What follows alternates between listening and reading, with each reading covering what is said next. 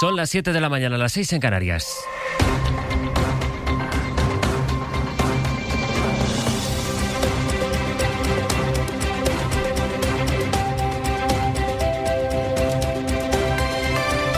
En la cadena SER, Hoy por Hoy, con José Luis Sastre.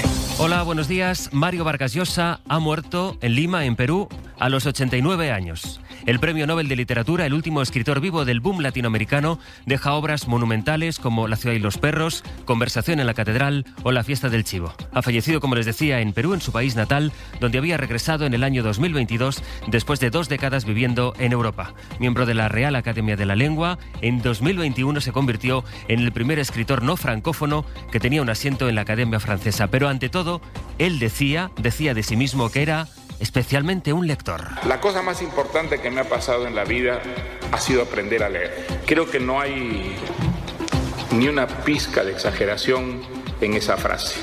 El mundo de pronto se me enriqueció de una manera extraordinaria y cómo gracias a la lectura empecé a vivir pues experiencias extraordinarias, viajes en el espacio, viajes en el tiempo, unos destinos que estaban totalmente fuera del alcance de la experiencia real, digamos que, pero que sin embargo la literatura las volvía reales por el hechizo, la magia que a mí me inspiraba la lectura. En un comunicado, sus hijos han aclarado que por deseo expreso del escritor no va a haber ninguna ceremonia pública e invitan a sus lectores a encontrar consuelo en una obra que les sobrevivirá. El comunicado lo hemos conocido a eso de las 2:30 de la madrugada, hora española. Desde América Latina son muchos los mandatarios, los gobiernos que han lamentado ya hasta ahora su pérdida, que supone el fin de la etapa más brillante de las letras de ese continente, el último de los del boom. Jefa de Cultura de la SER, Pepa Blanes, buenos días.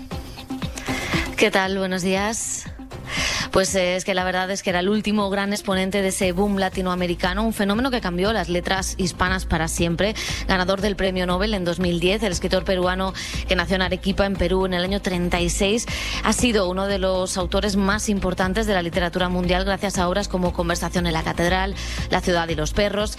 Y Vargas Llosa, como decías, fallecía en Lima, en Perú, a los 89 años, donde residía desde 2022.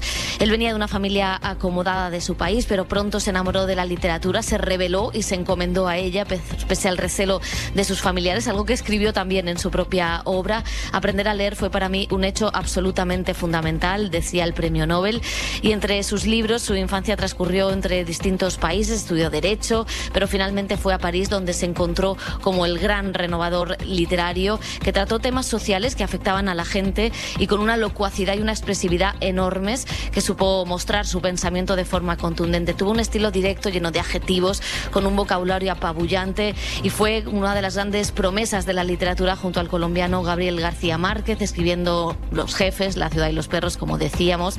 Sus novelas han sido y siguen siendo clásicos que leen millones de personas en todo el mundo, y la verdad es que pues es una pérdida irreparable para las letras en español. Es desde luego la noticia de la madrugada. Gracias, Pepa, luego lo iremos ampliando. Tan es así que les pedimos esta mañana en el 638-313466 que nos manden una nota de voz con su novela favorita, sus recuerdos sobre la figura del escritor. Luego trazaremos también en el abierto su perfil, su controvertido perfil político y los cambios en su trayectoria, su papel como analista, pero especialmente esta mañana, en el día del fallecimiento de Mario Vargas Llosa, queremos trazar también con ustedes el recuerdo, su vínculo con las novelas, con Conversaciones en la catedral, con La fiesta del chivo, esas historias que cambiaron también el curso de las letras de Hispanoamérica. Ha muerto Mario Vargas Llosa.